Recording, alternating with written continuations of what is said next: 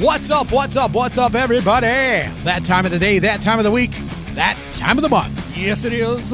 Listen to the good, The band. the ugly. I'm Big Papa. And I'm just Jeff. You're going to get sued. I am. Can't keep saying just anything. No. Well, Just Joe's going to be pissed at you. I just peed. Nike. Did that work? Just do it. Just do it. Just Joe. Mm-hmm. What if we took a song and dropped it an octave and made it a ballad? No, you're going to get sued. I don't care. Okay. Joe's lost too much weight. He's too skinny He has. now. I could kick his ass. How you doing, brother? Good, man, you. It's that time of the week. It is. It's hotter than balls outside. Mm-hmm. Did you have a good day? I did. This weekend? Good weekend? Yeah. Yeah. Do anything fun? Yeah. What'd you do? Went and saw the Femmes. Of Rock. Of Rock. Yes. The Flems of Rock? No. Femmes. The Flems of Rock. That was a good Yes. show. Nina, we love you. Yes, we do. I'm going to post pictures, but I don't know. We got to run into our buddy Jeff. We did. Jeff Tortora. Tortora, which is not raw hamburger. No, it is not. That's tartar. That's tartar. Tartara, yes. But, yeah, Jeff was here Yep. crushing it. Got up and sang a couple songs. Yeah. Wished his father a happy birthday. So, Mr. Tortora, Happy birthday. I always sound like I'm stuttering when I say his name. Tortora. Happy birthday, Mr. T. Yes. How's that? Yeah. I pity the fool that doesn't say happy birthday to Mr. T. That ain't no lie. Great show today. Actually, Jeff was fired and rehired. He all was. in the same. All in the same night. Yep. Sit in the corner and time out. She corner, put him in the time out. corner. Oh, that's great. Nina also leaned up against the table right before they did their meet and greet, and some substance was on the table. Oh. And Oh, is that what she was talking about? totally fucked Yeah. up her show pants. Yep. And that it's 100 degrees outside, and she had to put leather on, and she was not digging that. No. Yeah. But anyway, I don't know. That was it is what that it was is. a topic of conversation on stage. It was. So, great day today. Yes. Because another one of the Tortora recommendations for the Yes. show is this next couple that Jeff has worked with. And I'll tell you, the music is something to be heard. It is it's different, and it's enlightening to hear something good. that's fresh. Yeah. And different. Doesn't have its own, it's got its own path. Let's put it that way. Yeah. So, and I think you guys will like it. So without any further ado, and being as serious as possible, because you know we can get sidetracked easy. And coming to you live from? I'm getting there. No, you're not. You're a dick. The Ultimate Ears Studio. You can hear your own tears. You know, we can't say stuff like you're a dick and then say I know. our sponsor, because they're going to be like, that's great. You Fantastic. mention us, but you always start it with some bullshit Bullshit. coming out of your mouth. Yep. So, Sorry, guys. Pause for 3 seconds. Ready? Ultimate Ears. You can hear your own tears with Ultimate We're Ears. down to 2,799 reasons why we have to mention Ultimate Ears. Let's bring on Brian Troch and Jenny Franck to the show. Yes. From Elliot Waits for No One. Nobody. No one. They wait for no one. How come it's not nobody? Or no man. Ah. No one. No Actually, it's one. no one. Yeah, You know we're not going to Well, gender well. label this one. Well, why it's not is because when we were thinking of the name, when we wrote our first song together, which was actually a song called Sick of It All off of the first album, and we were like, we didn't want it to be some cliche, name. Like we said, all we knew is like, it'll come to us when it comes to us. But we both loved singer-songwriters Elliott Smith and Tom Waits, right? So, Yeah. so we were joking around, and I was talking to Jenny, and I said, there was a short film in a coffee table book Tom Waits did called Tom Waits for No Man. So and I said, how about Elliott Waits for No Man? And then she was like, Elliott Waits. We were like, Elliott Waits for something. And then all of a sudden she said, Elliott Waits for No One. And we both were, I think we were like cocktails that night, and it was kind of like, so we were like, The next morning, first thing I wake up, I'm like, Elliott Waits for No One. It was like, ooh, it just kind of rolled off my tongue, and I was like, God, that's really it. And I woke her up. I said, that's it. That's it. That's how we got our. That's exactly the how. good, the band, and the ugly, and we were just like, We were going back and forth with a couple of names, and all of a sudden Mike calls me on his way somewhere, and he goes, "Dude, I got it." And I go, "What?" He goes, "The good, the band, and the ugly. And I went, perfect. Yeah. And then how the best names happen. yeah, it's how the best Yeah. names happen. yeah. Like, yeah, that's it. Oh, did he have like a cigarello sticking out of his mouth too? Like, Yeah, I had my cowboy hat. I had my cowboy hat and just got done rustling up some dogies. My wig. You shut up. My hair is receding almost bad as yours. I know. So if I didn't have this hat on, I would look like Friar Tuck. For some reason, the lighting studio lighting just I have no idea what you're talking about. Yeah. Yeah. Forehead waits for no man. That's what Right. you're going to change my band name Forehead to. wait. No, that's a song they're going to write. No, we're just going to have one called Fleeting Forehead. Fleeting Forehead. That's it. From this to like a drive-in movie. Yeah. Yeah. We're just going to, you could just Yep. beam right to it. Be like, hey, kids, you want to watch a movie? What's showing tonight? I don't know. I don't Look know. at Brian's head. Go look at Uncle Brian's Right. forehead. His forehead. There we go. Wow, it's panoramic. Nice. Yeah. Yeah, it is. And it's Cool, Yeah. yeah. It's got that, Look. perfect- Well, he's not in the sphere yet, so just panoramic for That's the right. moment. I played in the band with you for how long with a mullet, so I don't want to hear it. Right there, Don't care. mullet boy. Don't care. So, welcome to the show. I'm assuming you're Brian and you're Jenny. No, but, it's- nowadays we have to ask. It's So, yeah. Well, it could be. Yeah, it could be. And you guys, how long have you been married? How long have you been playing together? Did you get married then play together, or? We played together first. Yeah. I mean, Okay. music. Clearly, you stop. people play together before they get married, but This isn't Well- this isn't a Ron Jeremy interview. yes, it is. We did play together. But We met in 2016, and we were on the same record was it? label. Was it at the 2000? time. Oh, it was 2000. Yeah, we were on the same on a label called Dark Star Records, which And we met, it's a Chicago label. We met at a record label meeting, and a few months later, we started a band. Well, That's Well, cool. that's awesome. built a lot out in between. So wait, we met. It was a record label meeting here at this restaurant. Yeah, and it was kind of a funny story because when I first met her, I was like, "Wow," I was like, "Who?" She's really like, "Ooh." I just had this immediate thing. I mean, obviously, we were already talking about because I had this production company. And from my old industrial band, My Infected Soul, which, well, actually, I still do stuff with them. And I still write stuff and put stuff out. But that was what I was doing at the time. And then Jenny, when we had the meeting, I was solo. she was still solo singer-songwriter, but she like really dug what I was doing with My Infected Soul. So we had this thing, and then there was a guy at the label that was trying to get her to do these shows and get her to like do some cheesy jingle and thing and this and that. And I remember cutting the meeting off in the middle and saying, you know what, I'm not going to make her like compromise her artistic integrity. That's what I said, because I thought it was cheesy, and I just let it be known. And since I was like the head and the owner of production company, I said, yeah, no, we're not making her do that, because I saw much bigger potential in her songwriting than that. So we had this whole meeting and and then, by the end of it, I was kind of like, whatever, I don't know, it was this Mexican place, and, it was this buffet thing, and I had this margaritas, and we were like, by the end of it, I was like, ooh, man, I'm like kind of way into her too. So I Offered her a bigger contract. Okay, I get it. Yeah, yeah. My polluted soul. Yeah. So as we were leaving the parking lot, I asked her, I said, hey, we should go hang out and have some drinks sometime. She was like, yeah, that'd be good. Let me know when. And it's so like, oh, it's so embarrassing. I was like, hey, how about right now? It was like, that's the way it sounds.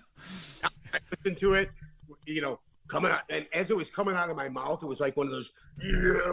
Yeah. Yeah, Can I get it right. back? Don't say it. You sound like a dick. Yeah. But couldn't stop it from coming out. It's like, hey, bud, you remember that old commercial with the radio? Hey, thing? good looking. We'll be back to pick you up later. Yeah. That's what her kind of fucking reminded me of. I was like, oh my God, I can't believe you said that. She just was like, oh no, I'm good. Yeah, and she left, and I remember like banging my head on the screen, like idiot. And so I was like, but I guess I didn't completely screw the pooch, because obviously we wound up together. So, but and that was really funny. But we kept talking, and then eventually we did hang out, and then we wrote our first song together, which was called "Sick of It All" off the first album.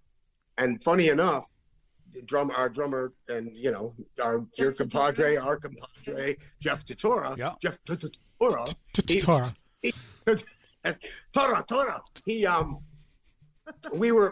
We went out to Vegas because we had to do some other stuff for this company we were doing in Denver, and then we flew to Vegas, and then that was the first time I had seen Jeff in, I don't know, a long time. It had been years, because we were in Shooting Hemlock together, right? And then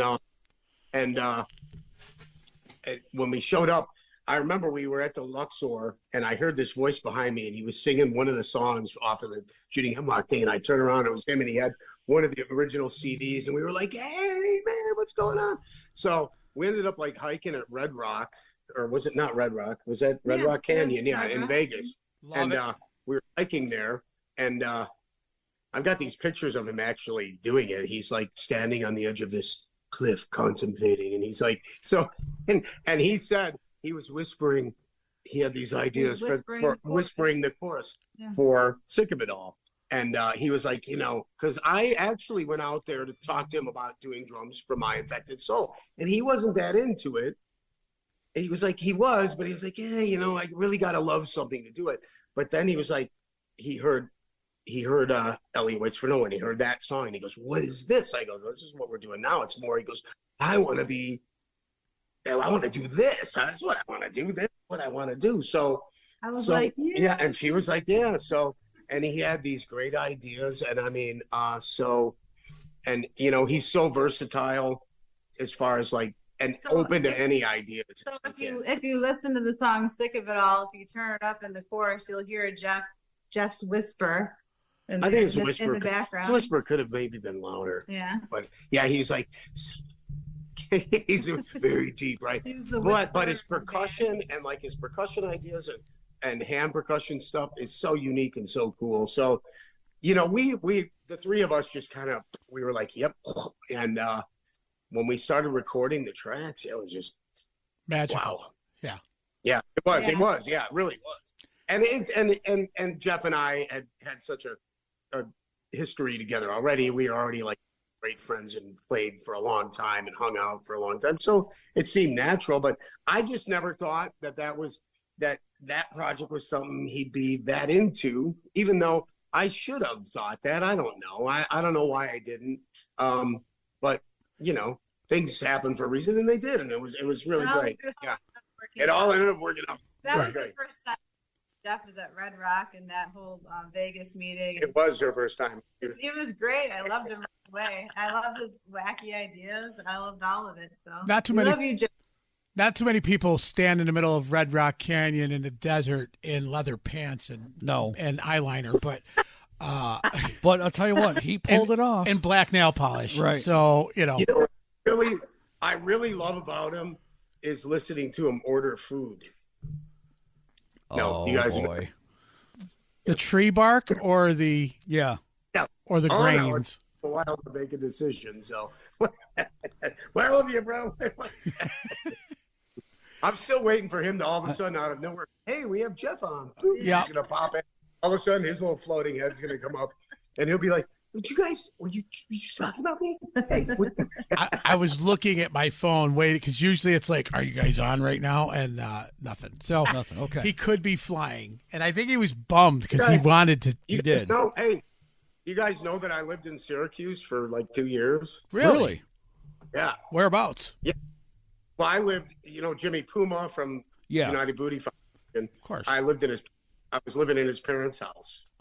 I was renting his parents' house from him, and that's when I was in Syracuse, and I was doing. I played the part of Honest in Jesus Christ Superstar at Salt City Center for the Performing Arts. So Bill Ali and yes, and Bob Brown, Joe, and Bob Brown. Oh, yes, Bob Brown. Well, no, Bob Brown wasn't. He wasn't playing Jesus that time. Oh, that was No. It was Mother Cover. Oh, Henry Wilson. Was it Henry? I thought Henry I can't played remember. Jesus because he was He Judas looked for like a while. him. Yeah. Yes, you're right. Yes. Yeah. From that point, I don't think good friend of ours. he has worn shoes since. No. I have to say that was an awesome experience because I always wanted to. I actually tried out for the part of Judas, and I had it down, but it was like, oh, they already had this guy from California coming in to do it, and I remember feeling all dejected, like working out. And Joe, the director Joe, was like, "Hold it!" He said, "Stop right there," and he called me back. He goes, "I can hear you singing the shit out of the part of Honest," and I was like, I know that part. What does it do about Jesus of Nazareth? He sings, Yeah. he sings And- this in the shower. Yeah, she's like, yeah. I mean, I saw that play when I was 10 years old with my parents at the Schubert Theater in Chicago. Right. And it was like that was kind of my turning point. I had already been like liking writing, performing, everything. Yeah. But I remember when I saw that, I was like, that's what I want to do. And so yeah, that was kind of like a dream come true. So my sister, who was a theater major, I remember complaining to her, going, I didn't get part of Judas that I was on. She's like, Brian, shut the heck up. She goes, you know what? You did a cold walk-in audition and landed a lead role. I don't even want to hear it. I was like, I know, it's such a huge city production from Syracuse, New York. I mean, that's no, huge. you know what? Actually, that production, that production was actually It was. really- It was put together. Well, Jesus. really put together very Not well. to throw the name around, but Jesus Christ, they've been doing it since Jesus Christ started it himself. For God's sake, I mean. But you know what? They that theater holds. I think it's like 400 seater. Yeah. Something like that. It was packed out every single night. I mean, really was. And you know what? I knew I did a really good job of Honest when the people were walking out, and as the cast had to like greet people on the way out, and they were like, they were all going, you know what? You were really great. Really hated you. And I was like, I guess I played that part really well because, Honest is a really sniveling little kid. He's like, what? Right. Yeah, it's just like, so I was like, yeah. Except for the one time the stage manager, me and the guy who played, his name was Rob, I remember, who played Caiaphas. And I guess we got out of control with our tapey things. And as we were walking off, and he goes, you guys look like fucking, oh, sorry. No, you could. You're good. Let it go. No, trust me. Are you fucking kidding me? You guys look like fucking bats or something. He's like, what do you? We were like, oh, yeah. But for the most part, it was a great experience. And Syracuse was fun, yeah. But then I don't know. Then it was time to move on again. Yeah, I've been saying that for 50 some odd years. This is it. No kidding. All your life. Yes. Yeah, both of us have. both of us been here most of our life. I mean, I've spent a stint down in New York, but I might have seen you guys at a Stylene's show. Oh, that's very possible. Probably. Not even realized it, right? That's very possible. Yeah, we've been musicians in Syracuse most of our adult life. I've been around for 40 some odd years. So. Oh wow, you guys know Chris Heels, right? Oh yeah. Yeah. Brother Lou, is that Brother Lou? Brother Lou. Lou, yeah. Oh. You know what? Because I remember going there. So all the chorus girls wanted to like go with me the one night when they were playing one styling show, and they all interchanged. Oh well, this is all right. She's such a cool wife. So all the chorus girls, they were like 18, 19-year-old girls are all like going, they like exchanged their things saying it was Molest Honest night, and I was like, well, all right, cool. So they all were like fighting over which night was going to be the Molest Honest night. So, and it wasn't like really molest. I mean, but It was kind of odd. But He likes to tell me all these stories all the time. I do tell her these stories. Yeah. Well, at the time you didn't have a cheesy pickup line like, "Hey, I own a production company. You want to go out on a date?" Yeah. So, I mean, how about right now, baby? Yeah. Right. No. You know damn well she was on her phone seconds later going, "And you're never going to believe What he I just asked me to go on a date right now. Yep. Well, just go. You might get something out of it. You know, I mean, everybody's got to fall on a grenade somehow. So. Yep. 6 years later. Yeah. Yep. So, yeah. So So you touched on your childhood for a minute. Well, this goes to both of you, really. I mean, so were you guys brought up in a musical household? Well, no, I don't think either. With you, no. I mean, Well, I mean, my dad played the clarinet, and my great grandmother was a teacher. But as far as anything else goes, I was pretty much. Though I have two other brothers, I was pretty much the one. Well, my oldest brother was into music, but he played guitar for a while. But, well, you mentioned to us earlier when we mentioned Joey Allen from Warrant that you used to love it, and then what struck me the best is when she said, "Yeah, when I was like 4 years old." And I'm like, I'm going, oh God, Jesus Christ, I'm even older than I thought. no shit. So tell Methuselah all your problems. Right. I must have.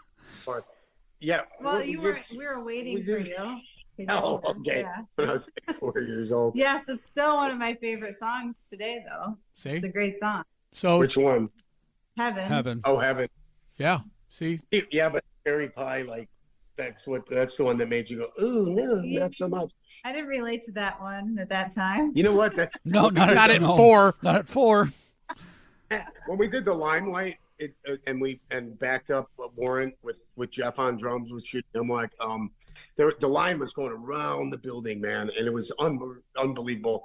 And we were loading in the side door, and there was this kid who had a ceramic cherry pie that he made to give to the band, and he just had this hopeful look in his face, like, I hope I could get this ceramic cherry pie to the band guys, and wasn't sure. So as I was going in, I ended up talking to him, right? And we were loading stuff in, and he's like, oh man, I just really bad. And I said, you know what, man? I said, grab that fucking snare drum. And he's like, why? I said, just pick that snare drum Carry up, it in. walk in.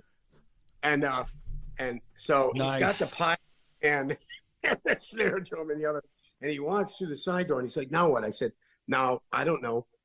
Just mingle with us and act like you're part of our crew, because I'm going to tell them you're part of the crew. And then I said, and I'm going to do even better than that.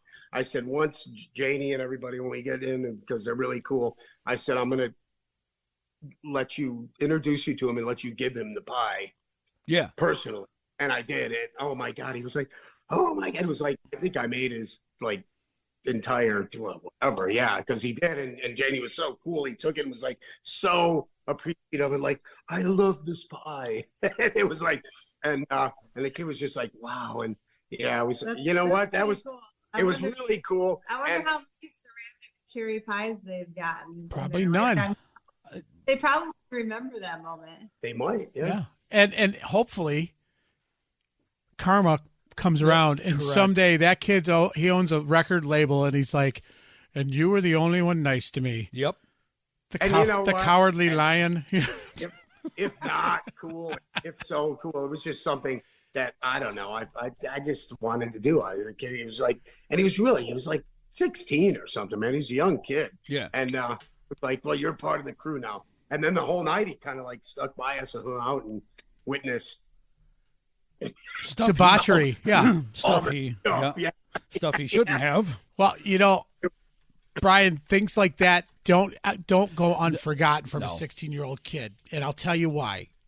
I had been drumming and playing out since I was 15, and to the tune of having to carry a note from my mother to give to bar owners back then that I could play. And we walked down, and Manowar was really big in the 80s, and I backed them up too. And so we go down, and we're all underage, but we're standing outside the club. They're doing sound check. I've told the story before. Yeah. And Scotty Columbus comes outside, and at the time I idolized his drumming. And I'm left-handed. He was left-handed. So he's like, you guys are standing out here. It's during an ice storm. We couldn't even take our car. We walked. Our bass player was old enough to drive. The rest of us weren't. And he's like, come on in while we do sound check. If you're not going to be able to be at the show, at least come on in during sound check. We did. I got to sit down and do sound check on Scott's drums. And I never forgot any of that shit. And then when he passed away, I was like, I just felt this connection with him my whole life. and they were just so cool. So then when we had this podcast, and we got to interview Ross Friedman was one of our first interviews, and even though it was kind of a clusterfuck, but it was like really cool. And then like weeks later, I'm standing in the middle of Joey DeMaio's immersive studio here locally because a friend of mine brought me to meet him, and I'm like, dude, you have no idea what this is like going in my head. Like this many years later, I'm standing in his studio, and these guys were like, it was a total Wayne's World moment. Yes. That, we're not worthy. We're scum. Yeah. So kids don't forget that shit. No. So, No. Well, and it's way better than the flip side of that coin when you meet like one of your idols and they're just a total asshole, right? We've had some of those. Yeah. Yeah. Like, and that just like kills it all. You're like, what a fucking jerk, right? You're like, yeah. So, I mean, and to me, I mean, I don't get it, but I do understand, I guess. The music industry it wears people down, and it can because people, but at the same time, it's like, you never would be where you're at without fans. Those people. It's like, it's like. But they probably, I don't think people that are like that, I don't think they realize that they're. Oh, wait, you drum lefty? Yeah. So do you play the hi-hat with your left hand and hit the snare with your right? Yeah. Do you like the back, right? How did you or know do you cross over, or do you like? No, I do crossover. Oh, you do? Okay. Yeah, unless. How did you know he was a lefty? I just said it. Oh. One of us is paying attention, Jenny. Way to pay attention. Just saying. We are symbiotes. Wait. Yeah. Listen to what I say. Yeah. No. So, okay, cool. Well, yeah, because I have a couple of lefty drummer friends, and they cross over, but a lot of time they'll play the hi-hat with their left hand and hit the snare with their right. Well, and yeah. Like, and I was like, So, wow. So, unless you're sitting, and every time you're asked to sit in and play with somebody, you're sitting on a right-handed kit, and then you're going backwards, and it sucks. Right. Okay. Fills always sound shitty. Yeah. They do. That's my excuse. Man-O-War, I played with them at this club in Chicago called the Thirsty Whale back in like 86, I think. And they were the loudest. And it was like the club held about 1,000. I mean, and that's like packed in like sardines. But still, man, it is not built for, and they brought their wall. Marshall stacks. Yep. And it's just like, I don't care. It's just loud. God, it's fucking loud. They're just loud. But they sounded great. But wow, man. People's like, my eardrums are bleeding.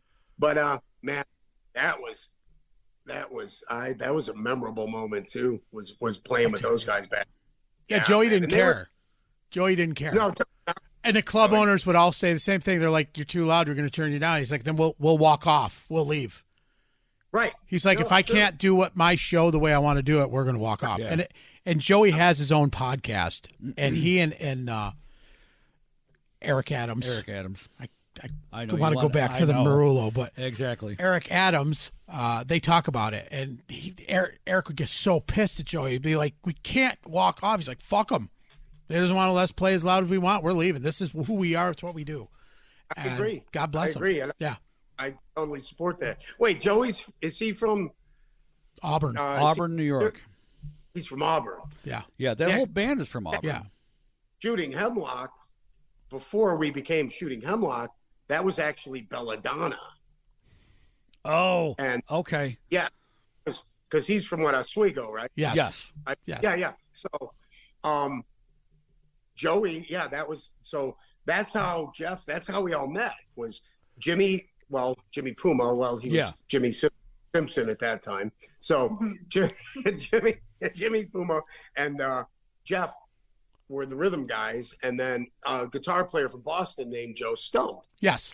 So you guys laid down the kind of the essence of what Joey wanted, and then Joey took what you guys laid down and shopped out, and that's when he brought on Darren Scott, Scott Schrader, John Hamilton on bass, and a lot of local guys, and then toured with them. Joey Belladonna. Yes. Yeah. Yeah. Yeah. Well, I remember they were playing some shows, and I'm like, there was like, I think, wasn't there a club called Lost Horizon? Yes. Oh yeah. Yeah. Yeah. Yep. So, they were doing shows with Joey, and it was Jeff, Jimmy. I think he had other guys before Jimmy and Jeff came on board, and then or Not so Mike. possibly, Yeah. Yeah. yeah. Mike Merrifield. But then Joey, I think he got called back to Anthrax, Yes. and I was in a band at the time called Cyclone Temple. Cyclone Temple. We were signed to. Have you ever heard of Cyclone Temple? I'm gonna blow smoke up your ass and say yes, but no, I haven't. Oh no, don't. You don't have to, but you definitely should look it up because we had done some major tours, and we were touring with Napalm Death, Obituary, Godflesh. We had. Oh wow. We were on okay. Relativity. We were on Relativity Combat, and then Sony. But when Sony did the full takeover, we were signed to a 5-album major deal. But then when Sony took over everything, they fired the label manager, and then they cleaned house.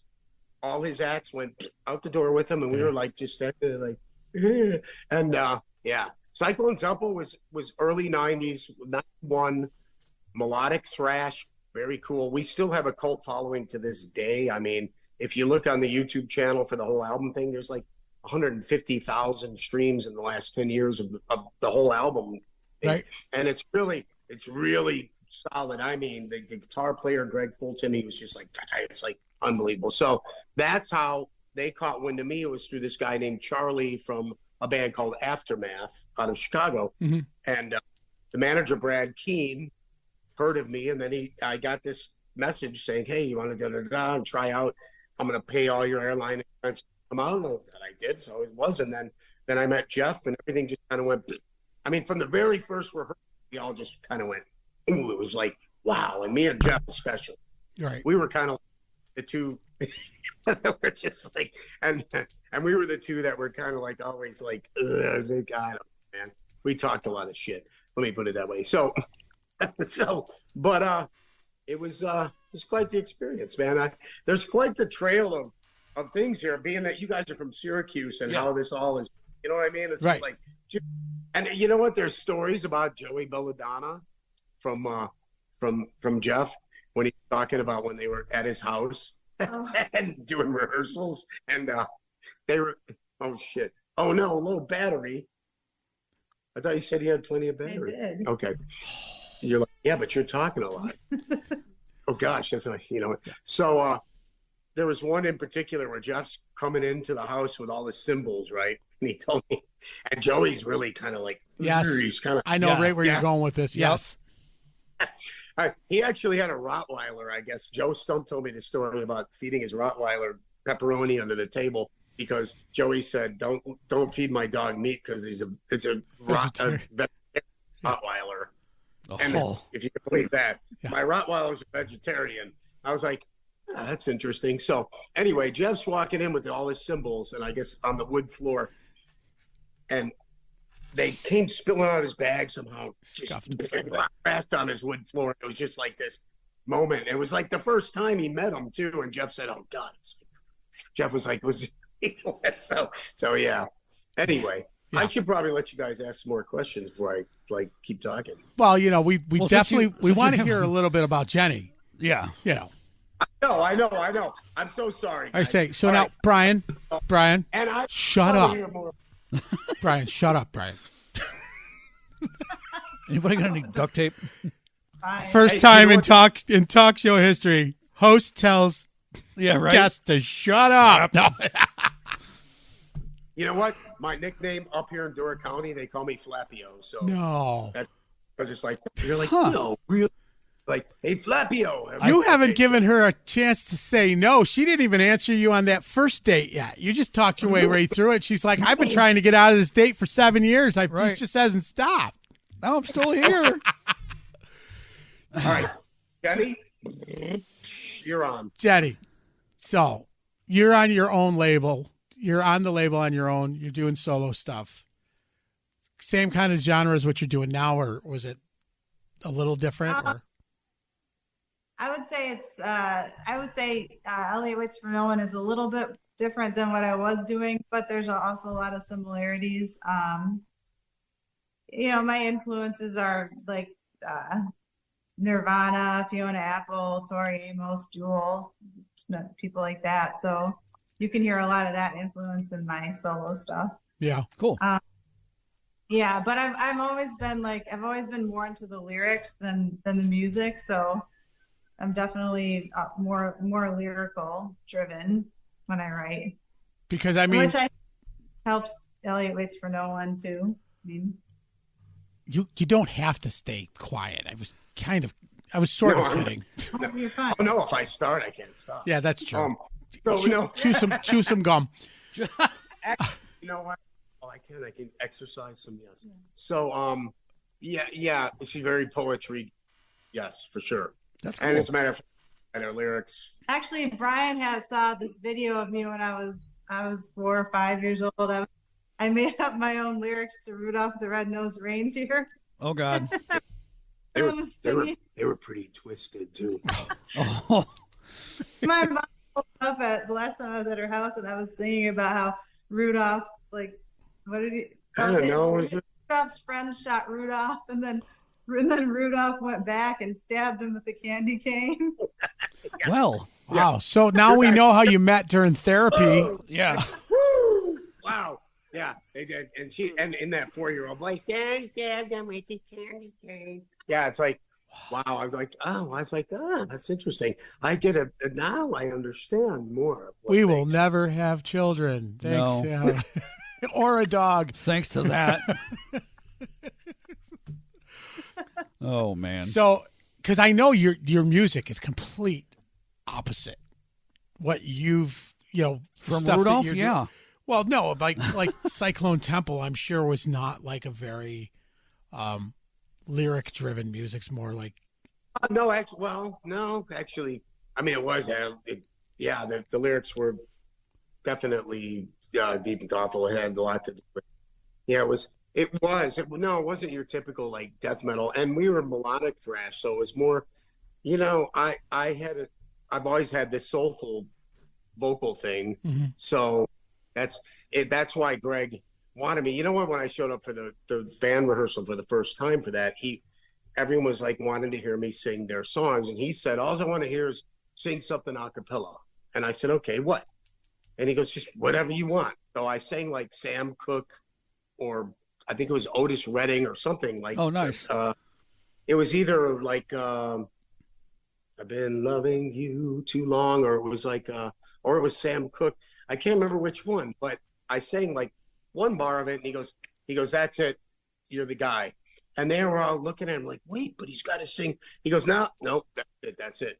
And then when I said, "Let's go into the stuff," I was just like, I was so ready for it anyway. But I was like, I already had it in the bag because I was able to sing these soulful lyrics off of the top of my head.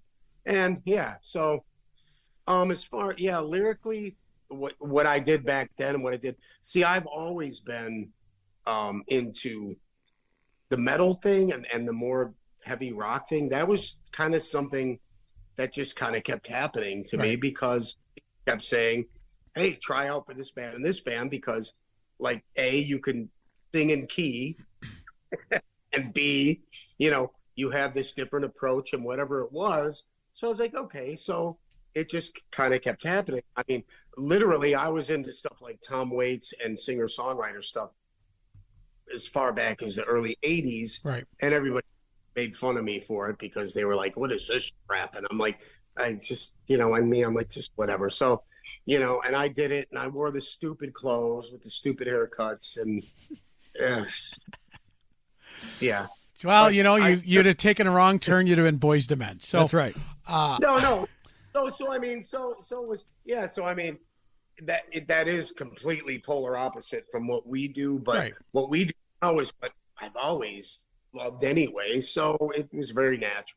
Well, I think when you're back in the 90s and you're coming out with stuff like that, you're still cutting edge because melodic thrash was not. No, it wasn't. I mean, the closest thing you came to understandable thrash, and it had some more talent to it. You had stuff like Anthrax that was coming out with some of the New York City style heavy. And we were like touring with Obituary too at one time. Yeah. Oh Lord.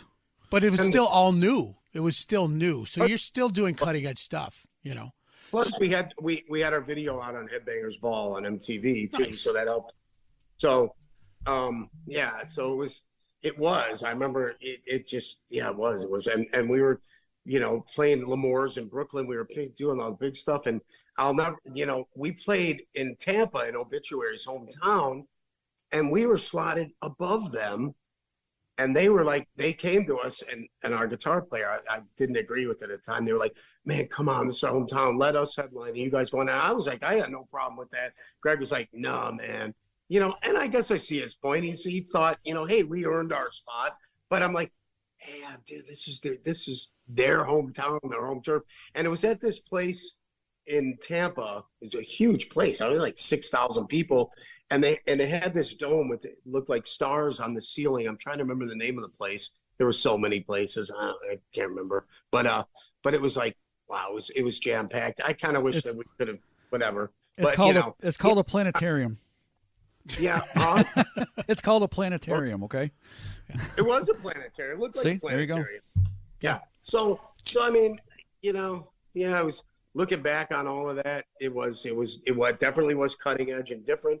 But I also saw the writing on the wall, and I saw how the grunge thing was taken over, because this was 91, 92. Yeah. It had just come out, and I was way into them, and most of the people I knew hated them. Yeah. Because they were, and I was like, no, man, this stuff is cooler and deeper. It's like, so, I kind of saw the writing on the wall when Sony did the takeover, and then we just kind of went, and then all of a sudden we went from this big ass tour bus, right, to this little minivan. And then they wanted me to go back to the cargo van and sleeping on top of drum cases. I was like, fuck that. I was like, yeah. I was like, I just, and I just knew. I knew it wasn't gonna. I knew that was on the way out. Something else was on the way in. It was this transitional period, right? So, I said no. I was done because I wanted to pursue more of a bluesy thing, and I started this band Stuffed Soul with the horn section, and I got to do more soul orientated stuff, and I was really happy doing it. Right. So, yeah. So Jenny, what was your aha moment? I know, Brian said when he was younger and he looked at the stage and said, that's what I want to do. We found that a lot of our artists have that moment in life when they go, that's what and I don't care what level you're at. You could just be a local musician doing covers. There's a point we all get to that and we go, this is what I want to do. What was yours? I can honestly say that I don't have an aha moment. I've just sort of always been. Thanks for making a liar of me. That's good. No, so I've always done it. I don't know, or that's just a part of what I've always done. Like no matter what else I've been doing, it's just something that that I do. Yeah. So when you heard some of the Nirvana and stuff, you said, "Yep, I'm going to play. That's it. I'm a musician now." Yeah, probably Nirvana is what really opened my heart the most. Prior to that, I was Debbie Gibson and Mariah Carey and Jeff's favorite. Yeah, so that's Not when even close. I feel like that's when I started to really grow up, in that sense. That's when she did her Too Good for the Radio CD when she was like, how old are you? My first 14, 12, 13. I started recording my first CD with a friend like when I was like 16. Oh, was it? Yeah, there was we started the recording process. Her parents were like, and the cover she put on it was like this circle with like the flash through it and like a penis, and it was. Imagine her parents not wanting them being like, we don't want you doing this, Jenny. And so, yeah. You know what? It's really, it's great. It's really great. It's called Too Good for the Radio. And it wasn't like like a cartoony looking penis thing. So Yeah. so that's okay. Oh well, as But- long as it's not real to life. No, I mean- yeah, you know. Like it looks like a dancing peanut. Yeah, it was honestly. more like a dancing peanut. I thought it was more like a dancing penis. It didn't have like a big blue vein or anything. It was cool. So Peanut, penis. What's the what- difference? We're going to hell. Thank you. We're already there. Thanks God. Thanks oh, God. so I mean, Yeah. so, That was back in the good old days. So then I Back when burned it- penises could dance. I mean, You know, now you don't know if it's a penis. Yeah. It's whatever It was it a- identifies. It could have been a dog. it was a peanut. Oh, a peanut. Oh, peanut, penis. No. What's the difference? I was. In the good old days, I burned and pressed my own CDs, and then I went out on the street and I sold them for like $5 each, and I made a lot of money doing that. Like it's different today. It's Jenny- only It is. Jenny, can you find them anywhere? I just occasionally I do find them, and I actually I buy them back. contact- Yes, I For the Like- same $5. because I lost the only copy that I had, and then I found someone posted something online, and I contacted them. I said, "Hey, I don't know how you got the CD, but I was wondering if I could buy it off you because I need it." It's like, Sure, $20. They just sent it to me, so they're like, "Oh, no problem."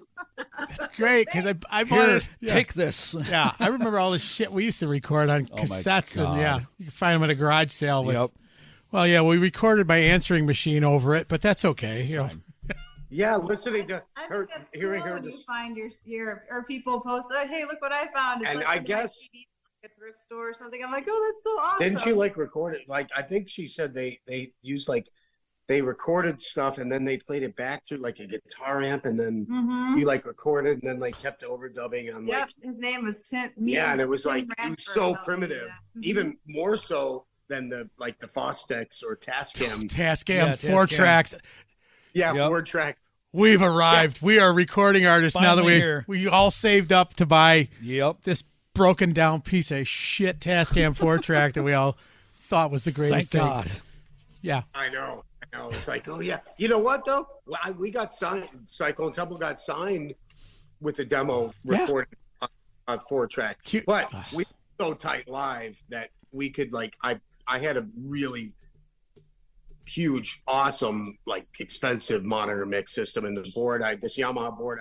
I just put it through there, and we had all our tracks going through. So we were so tight live that all we had to do was record live, and then I overdubbed the harmonies, and that was it. Right. That, All right. that, yeah, I bounced it down. Then I had 2 extra tracks for harmonies, and then that was it. And we got signed. Yeah, it was because we were on Roadrunner Records to begin with, because Cyclone Temple was Zno White with a Z before it was Cyclone Temple, and then the Disney like was going to sue them or something, and then so they had to change the name. They had to change it from S to Z. Then I got the tattoo on my arm. Well, wait, look. So this used to say Zno White on the top. It was the cover of All Hail to Thee. And I remember Greg telling me, "Man, don't do that shit." He's like, "Just don't." It's like putting the girlfriend's name up there. Yep. And I showed her one night. I was like, "Yeah," and it was like, boom. And I swear to God, it was like a month later. You did it. We ended up in California, and the head of Relativity Combat was like, "Let's do it. We're going to sign you, but we need you to change the name." And we were all kicking ourselves under the table, like, yeah, trying to play it cool. We're like, when we got to the bathroom, we're like, yeah. And then the first question was, "What are you do with the tattoo?" I'm like, "I don't care what I'm going to do with the tattoo." It's like, Yeah. So I took this Zno White off. Yeah, that's why I put my ex-wife's name on my arm, hoping that would happen. And look at it now. So it's beautiful. Right, and then you could like Yeah. Okay, tattoo. look at what's on this arm. Oh, EWFNO, yeah. Oh. So Uh-huh. What bad band was that? No. that's I'm us. kidding. I'm Really? kidding. I'm kidding. Other story. See, I've got stories for everything. Well, you be So- quiet. She's going to tell it. You can tell it. Sorry. It would, Well, no, there was a band, Rising Up Angry, that I sang with in Florida, and I was doing shows in Florida, opening for Dave Ellefson from Megadeth. Right. Okay. And we Love Dave. did like Yep. the first shows on his book tour thing, and it was great. I got to go. I was up there with him. I'll never forget being up there with Dave, and then doing he sells, and be standing next to him while he started that iconic bass. Oh God, yes. And I remember standing up there going, I'm fucking standing right here next to Dave while we're starting that. That same riff that I saw MTV start out with so many times. Yep. Yes. Yep. It was like, and I was like, here we are, and I'm getting this. What do you mean? I can't believe. Yeah, I was just like, whoa. And so we were at this club, and they allowed smoking in the club, and it was the worst thing. And we were both hacking, and she's got asthma, and we're like, oh, I got it. So I walked down, and there's this tattoo shop, right? And we had like hours before sound check, and I walk into this place, and then I'm talking, and somebody says something in the back room, and I look back, and I know this motherfucker, and I'm looking back, and then he comes out, and he's like, hey man, and I'm like. And I look at the thing, and it's this guy, Gil the Drill, they call him. And he used to tattoo, and I remembered him from Hollywood back in the day, next in between Tower Records. And like it was like, wait, you're Gil Drill. I remember you, blah, blah, blah. So he's like, yeah, man. So I did this. I put this tattoo on, and then I showed up for sound check. And I think the guys in the band were like, what tattoo did you get? And I showed them this, and they were like pissed off. And it was weird thing. And I was like, oh, I'm sorry I didn't put RUA on there, but I'm in my mind, I'm like, this is kind of a one-off thing for me. I'm like, right. So, and they're all my brothers, and I love them, you know, they're cool and I love them, but it's not, you know, it wasn't where I wanted to be musically at that time. Right. I was strictly there. I was there because I was getting to play and sing Megadeth tunes with you know, with the King of Coffee. Yes. Yeah. King of Coffee. yeah.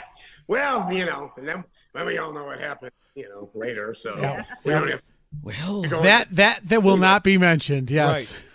Right. I'm still friends with him. He just texted me like yesterday. So it's like, but yeah, I know. I'm like, yeah, nope. It's like, yep, we won't talk about that thing. So anyway, that's the story behind that. And like literally every question you ask me, I probably have a 5-minute story too. So sometimes that was a grand story. That was a grand story. Yes. We had Joe Young on. Jeff Young. Jeff Young. I mean, we had Jeff Young on. So. The floor back to Jenny because we need to talk about Elliot Waits for no one. So yeah. Well, you know, the thing is you guys as a couple, the music that you made shows, and it's making more sense to me when I listen to Elliot Waits for no one. There's just interwoven. Yeah. Everything. And I said, you guys blazed your own road on this one.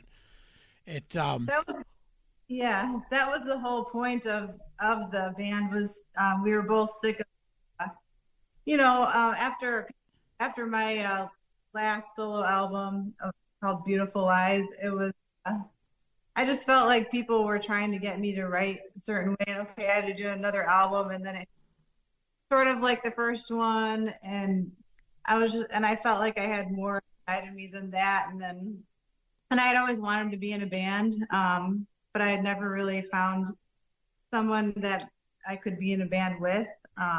So I just always did solo stuff.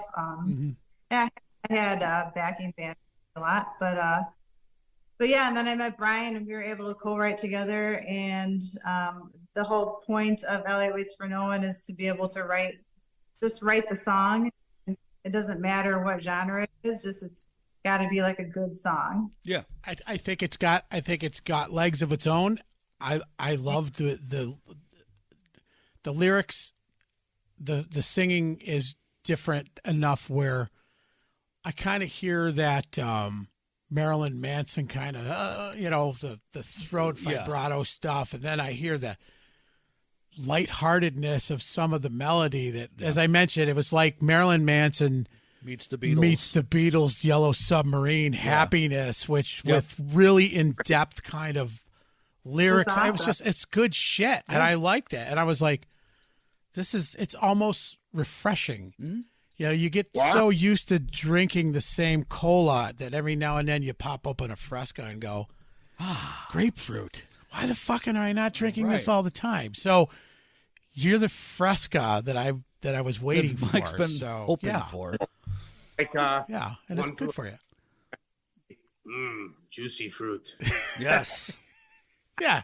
When you find that one or something just brings something back and you're like, something new for a change. Right. And there's so many different flavors on the album, and like you said, it goes from like because I go from this throaty like real like Mad Dog is like oh coming, it's like yeah, throaty it's, and then, yeah, so then, bluesy. yeah, but then you got like Marry My Girl, which is like so like it's got this probably and you know what, people actually were like, that reminds me of that song, I'm walking on sunshine, right? And I was right. like, yeah. Huh. I mean, I didn't think of that at the time when I wrote it. Personally, when I wrote it, I was thinking more like Maxwell's Silver Hammer or something. I don't know what it was when I wrote that chord progression. It was just like dun, dun, dun, dun, dun, dun, ba, da, da, ba. And I was like, that's really catchy. And that's how a lot of our stuff starts. I mean, I'll write this progression, and I tend to like kind of already think, okay, this is what the melody should be, and this is what I'm hearing. And then Jenny will come in and say, "Ooh, that's cool," and we'll either change it or she'll be like, "No, that's great." And then I'll write some lyrics that are good for the most part, but a lot of times she'll be like, hers will like come in and be like, "Oh, way better," and there's like phrases, and it just kind of builds from there. It's like there's also that one song that was like a Mad Max song. Oh, Midnight Melody. I had like these. There was a couple of really stupid lines. I don't even know what they were. But she was. No, it wasn't starving. It was just like, it was like. Scenes when I was she did too, and I was like, where'd you get that? But anyway, because that song is a really unique one too. The title track is definitely quirky and weird, and it's got this country folky thing. We did definitely, and I say that we don't like to write contrived anything. We're like nothing that we do is pre-contrived. Although but we have all of our influences. We do, but the one thing I know on this album that I definitely wanted was I wanted to gear more towards a more organic sound, and that goes down to the instruments we played. Like instead of like a real heavy wood bass, I played a Hofner to give it that, you know what I mean? Yeah, Hofner. I played, and the guitars were more. There was more acoustics, more of this, and we had more percussion and more stuff. So like, and a track like until the last leaf falls, that one was actually written by myself and one of my drummer friends, Todd Wolf. Now Todd Wolf was a touring member with Beth Hart for, I don't know. Oh, wow. 11 years. Yeah. He toured with Beth Hart. I've known him since we've been like 14 years old. And we used to do this cover band where we did like Sabbath stuff, like Fairies Wear Boots and Rush and all kinds of stuff. Right. And we kept touch for a while, but we lost touch for a lot of years. And then we maintained, we got back in touch. Right. And, I'm going to plug in the phone real quick. Okay. And, so that song is actually, that single off the album really is one of our most listened to ones. It's got this cool, like it's just got this vibe that's just like so cool. And Todd actually played the dobro and the mandolin too, and all the percussion. And then I played the acoustic guitar. Jane played acoustic, and then once I brought Jenny in, I was like, my voice alone isn't doing it. And then we sang together because one of our producers in Petaluma, California, Michael James, and he's also the president of our label, Alternative Records, but he also played a lot on our first album. So he was like, when you guys sing separately, it's great. He goes, but when you sing together, it's really quite compelling. He said. Yeah, I know that too. Yep. Yeah, there's something about your voices together that, because hers is like so even, like true and smooth, and I have this more characteristic thing, and it's just like, but when we come in together, it's just like very unique and very compelling. And I said, hey, you're right. So once we put hers down, man, that's I knew that track was like, it was like his golden eye. Yeah. Well, Todd, but it works. But it works, and it works well. Yeah. When I listen to the album today, I always start with the newest, and then I go, and then I start digging into older albums. And I had to make sure, because when I was like, there's so many different directions this album's going. I'm like, was this the first one or second? Because a lot of times an artist will try to find their footing. And then the song that takes off, now everything on the second album becomes that. But you don't. You stay true to just a unique experience throughout the album. So you haven't pigeonholed yourself into anything. And each song stands on its own. And then I said, well, I got to see if the first album was the same way. And it was. The first album, same way. It didn't feel like an experiment. It felt like it was deliberate. Yes. And it had, each song stood on its own. So I commend you guys for that. I really do. Thank you. You know, the album, there's 2 tracks on the first album that still people are, and we're talking about actually taking the first album and doing what she's trying to plug. She's in a panic trying to plug. Pay no attention to the man. There's the long cord, right? I used the long cord. Well, then back the thing up, and we'll back ourselves up. We can do mid-show adjustments. It's no big deal. Sorry, we got to plug the phone in. Remember when you said I've had people say, "Oh, we're running out of power." Guess what? I ain't out of power, Captain. Well, that's because Brian, you didn't anticipate. We didn't anticipate finding out Brian's favorite Fruit Loop color. Right. I mean, God. She's like, the boy can talk. I didn't wait. No, really, what I want to say is, what, you didn't anticipate me talking a lot? Oh, come on, that's what I do. That was what I wanted to ask you guys. Yeah, Megalomaniac off the first album is like, that's the track that garnered us Best International Band in London, the Radio Wigwam Awards. Yeah, and we did a video for that, and Jeff was in town for that one. And yeah, if you watch the video where he's like playing all the stuff with his black nail polish, and then he's got like the wrench on the frying pan and shit. It's like, it's great. So, and we had a blast doing those tracks. We did. He came in for that one. He came in with Nicola for like 5 days. We recorded all his drum tracks in 1 week, 5 days. I think. Yeah. And, wow. Yeah, and it was like, yeah, it was quite the experience. I feel like everyone knows. Did you guys listen to Everyone Knows off of that album, the first one? I listened to everything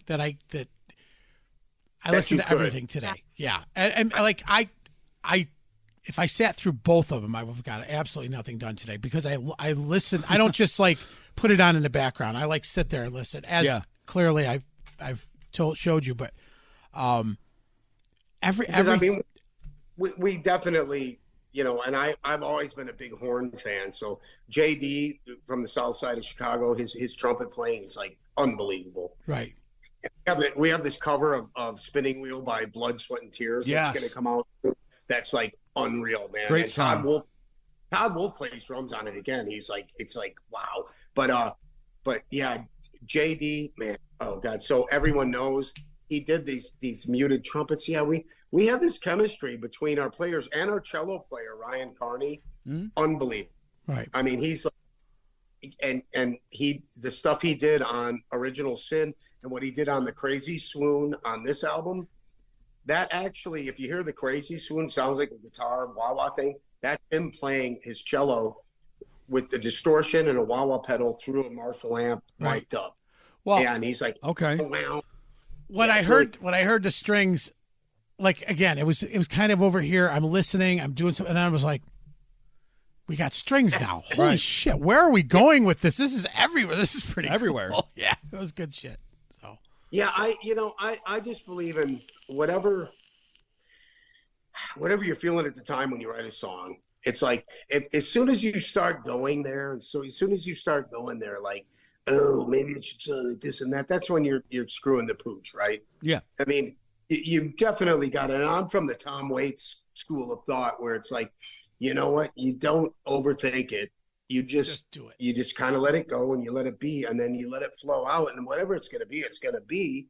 And if you start messing with it too much to try to make it sound like this or that because you don't think it should, you know what I mean? Well, you have to mess with the song to get it to sound. You do, but your initial song. But your initial feeling and your initial thoughts on it is what you need to go with. So once you start thinking, well, does this fit within our thing with us? We're like, well, what is our thing? Our thing is whatever, right? So, right? Mhm. Wasn't that our thing when we wrote Sick of It All? What did you say? You were like, what did you say? Come on, I need to let you talk. What did I say? You Probably said you were sick of him talking all the time, so the con became sick of it all. You said that it was. I said, well, what is behind this whole project? What is this song? What is this whole thing? What is it going to be? You said it's going to be whatever we want it to be. Oh yeah. Yeah. I did say that. Yeah, she did. And that's okay. Yeah. Did you ever see the movie? It really, I mean, Did you ever see the movie August Rush? No. No. Write it down. August Rush. It's about a musical prodigy. This kid, and he just walks around. He hears the sounds of the city, and Write that down. write it down. August Rush. I'm August telling you, Rush. Robin Williams is in it, but Oh, that's why I know it. Okay. when he gets up at I don't want to ruin it, yeah. but you hear what the kid was. Everything inspired him. He's a prodigy, right? Yeah, Yeah. young kid, Okay. Talking about yes. and Right. That's him. a shopping cart's floppy wheel going down over a manhole cover inspires him. And then when you hear his production at the end, you can close your eyes and hear it in the piece that he's doing. And you're like, no shit, this is all coming together now. Yep. One of my favorite movies about just how anything you can hear can inspire you to do something or make your song go a certain way. It could be anything. Yeah. It could be wind chimes. It could be a boot. Yep.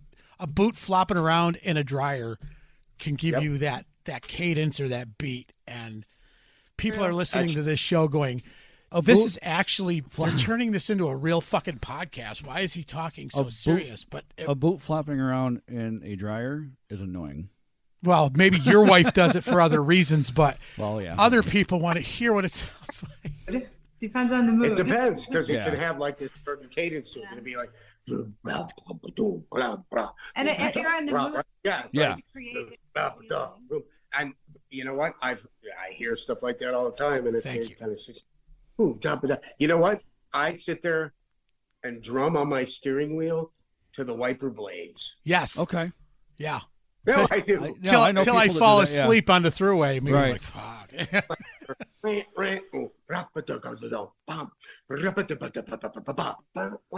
Right? It's like, Yeah. yeah. So I do, and I hear that kind of stuff and everything. Yeah, and that's musicians. We do that. I think we've all got that in our head. It's always something to do with music, which I'm surprised there's not I enough. mean, There's more one time- lyrics. Oh, yeah. The song Do It With You. It's a bluesy. We go into this, Yeah. all of a sudden towards the end of it, we go into kind of this soul blues thing, right? And then there's like, we got Do It With You, and then Everything I'll Ever Need, which he does this Satchmo horn thing. But Do It With You started out, working title was called B12. We were getting B12 shots. We were getting Oh, okay. B12. B12 clinic. We were going to, and I just found the card this morning and I was like, oh my God, there it is, the B12 We store. had a little too much B12. Yeah, we did. Though. You know what? I should have known after I got that first shot, and we were walking out to the parking lot to the car, and I was like going, I could smell the B12. Yeah. I got injected in my ass with it, but I'm walking out going, I smell it. I taste B12. I'm going, so We were doing it for like 6 months. We were yeah. Then their getting doctor's like, you have way too much B12. And you're like, heart palpitations or something, and he was like, "What is with your B12 level?" yeah, well, we've been getting injected with it. Stop doing He was that. like, "Where are you getting this?" Yeah, where is it? Is this legit? Yeah. No. Well, it's called the B12 store. So Right. What? Yeah. So actually, I went home that day after the first He wrote this injection, song. and I wrote that. I mean, I wrote the entire arrangement in like 30 minutes. I swear to God. I was like, "There's a B12 song. Hell yeah!" All hyped up on B12. Now we know why Eric Clapton wrote the it's song like- "Cocaine." Yeah. Yeah, no shit. So, yes, yeah, that too. So it's kind of like, yeah, and you know, inspirations come from all sorts of places. Yeah, Yes. they do. Yeah. I'm going to write a song called "Pizza." the thing you?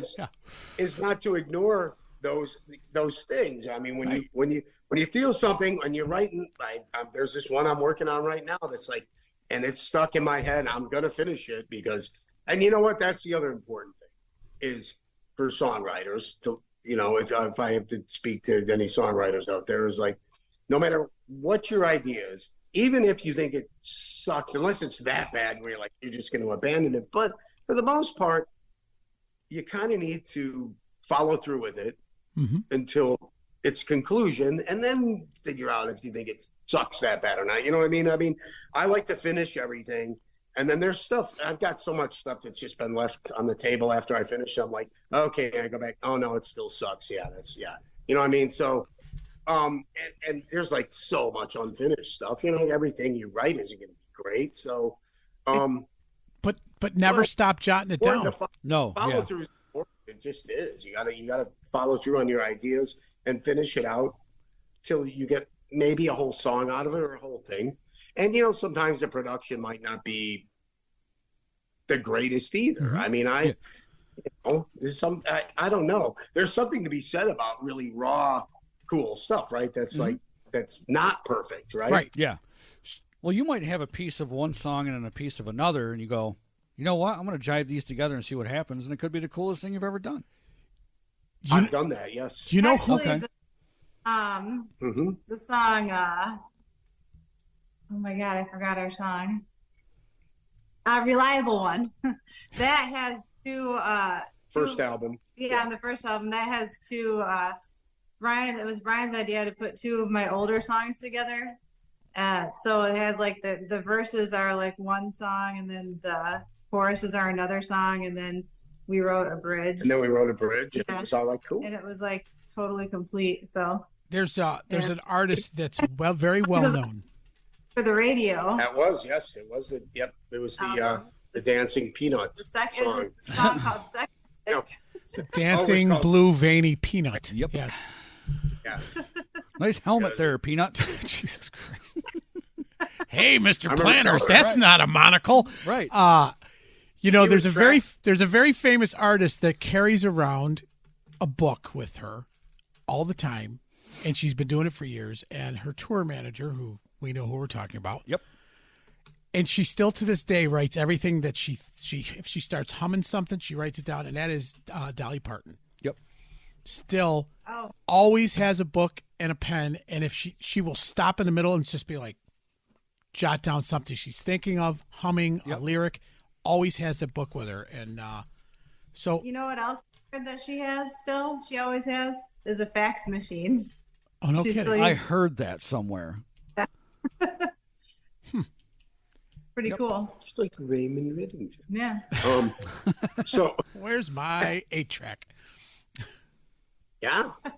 Well, I mean, melodies, yes, that's like, I'll hear those first. Or a melody and like a single line. And a lot of my songs will start out with the first line, and then they'll be like Megalomaniac. I had a bunch of lyrics, but my first lyric, breathe all my feathers. And she was like, that sent her off into this boom. She like, and then all my other whatever lyrics that were in between were that I thought were like, yeah, right. Because like, I'll look at it and I'll be like, he's really stupid. Yeah. So, and but she heard the preen all my feathers, and then bam, she went from there. And there was only like 2 other lines in that song that I originally wrote that stayed in. The rest was all her, and it was like genius. But when we tracked it, I don't know, I was really just able to. She always asked me like, you bring it like to the mic like that. How did you do that? I said, I don't know. It just kind of happens, right? I don't know. Well, you were a metal singer too, so that has something to do with it. You mean bringing the power kind of thing? Mm-hmm. Yeah, that song though has this building cool. It's definitely an epic track. We definitely, and still to this day, and MJ from our label Alternator Records is talking about wanting to do a re-release of the first album and in all Atmos Dolby mixes. So we're talking about that one too. So and we have other stuff that we're writing now too. So kind of never stops though, right? I mean, I don't know. I don't know if it ever stops in my head. No, it never will. It never will. Never will. No. It's like sometimes I wish I could. I could just. Hey, can I like do a little? Wait, do you ever watch The Boys? Yes. Okay, so you know the latest one was give me the poke the thing in my eye. In my eye. Yeah. Frontal lobotomy. Yeah. So that would be nice once in a while. But I want to drink the juice so I can become a superhero. Yep. Yeah. She's like, I'm not saying anything. She's like, what would you do if he didn't talk for like an hour? I don't know, man. Like, talk, man. Talk. He's like, these guys were dicks. Yeah, right. No, this is great. I'm telling you. I'm sorry. I just, Don't be sorry. No, don't. Dude, this is all us just busting balls hard. Ask Jeff. I always say too much. So, Jenny, you're on. We're just she's now seeing that she's seeing. But everyone knows that I feel like that song kind of got buried, and I think that's one of aside from Megalomaniac off the first album, I think that song has a lot. There's a lot to it. There's we like fused rock, grunge, blues, and jazz and some. There's like a little doo-wop section. Yeah, there is. In there. Snaps. I was like, we got to do the finger snaps. Yeah. Everyone knows. So I pictured us around like the Jersey Boys around like garbage. We were all disposed like that. But and then Jeff has his influence in there too. You can definitely tell. Oh, Jeff was like, his Blue Man thing. He was like, I wanted to overdub the top. He's going,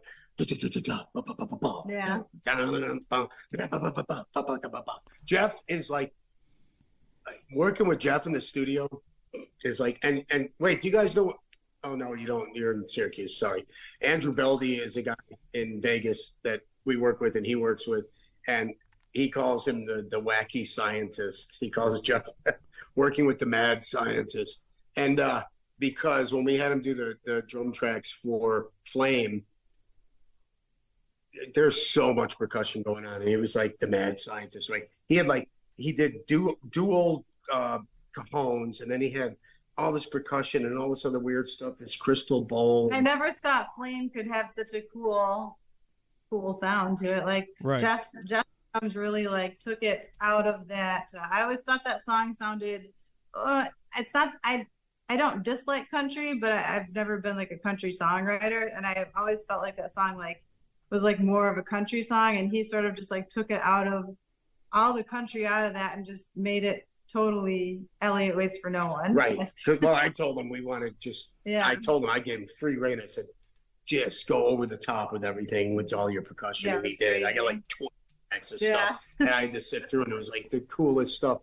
And because it's something like that where your song, could have gone country, but we brought it into this more bizarre realm. There's nothing wrong with country music, by the way. No. There isn't. Johnny Cash, love Johnny. I cover some country stuff too. So but I just found out today from our manager that the video that I did for Flame has been accepted to this London film festival, big film festival thing. Nice. And actually, congrats, man. We've had 7. From You Can't See Through Me. You Can't See Through Me. Tim Roth did that one. From our first album, there's a video called You Can't See Through Me, where it's there's like 2 drones dancing, and Tim Roth did. There's like a little blurb of him talking about it. He had to use drones to make that video because it was during COVID, and he called them drones. No, they were like robots. Yeah, I saw that. Right. I saw the video. Yeah. So it was like. But he wanted real people dancing, but it was during COVID, and no one would. I know he couldn't get anyone to get together and dance, so that video won 7 international film festival awards, and we've had. I do all of the videos myself, except for the 2 that Tim Roth did, and then one off the album, which actually was done by Magnus Carlsen, who did the video for Radiohead, Paranoid Android. Oh, no kidding. All right. He did the video for Marry My Girl. If you've seen it with the cartoon skeletons, Yes. look it up, because the guy who did Paranoid Android did that video. Okay. And working with him was like, that was pretty cool too. So and I wanted him to do the Crazy Swoon, because I had this whole vision of this thing. He's like, he goes, I picked the happy song. Yeah. Because he wanted the happy song, but he wanted to make it look twisted in the video. And I said, I get the contrast. Yeah, it's like kind of like, he's like, we take the happy, hey, marry my girl thing, and then turn it into this skeleton couple that's like, that finds happiness almost. And at the end, it's like, because they get burned alive. And it's like, so, I was looking up such your a videos happy today. video. Yes. That's a couple of them are really trippy. It's kind of like Sick of It All, the song Sick of It All. You talk about some burning that really happened to you. His ex really stuff on his, she burned all my shit on, man. I was like, so that's in that song. Everything's been set on fire. I don't know why his ex would have done that. I don't know. Wow. Jenny's not allowed to keep a lighter in the house. Out of the cheap seats. She would have. God. No, kidding. Home run, girl. No. I don't think she would do it. No, I don't either. Oh, so, my wait, God. you know what? I should let you guys ask us some more questions instead of like just blabbering. What do we have, Mike? Well, Jeff. I think this is the part of the show where you ask your question. Yeah. Go ahead. Go, Karnak. So have you... Karnak. Anyway. So you guys have been around... Well... Fleas in your pants. Right? How's it feel? Anyway. So you... Brian, you've been around quite a while. So who has... Clearly a lot longer than Jenny has. Right. Yeah. Just in life in general. But for the both of you, like, who have you met, been like a fanboy or fangirl moment? Well, he would be the fanboy. I understand that. She would be the fangirl. Yes. Yeah. Just putting that out there.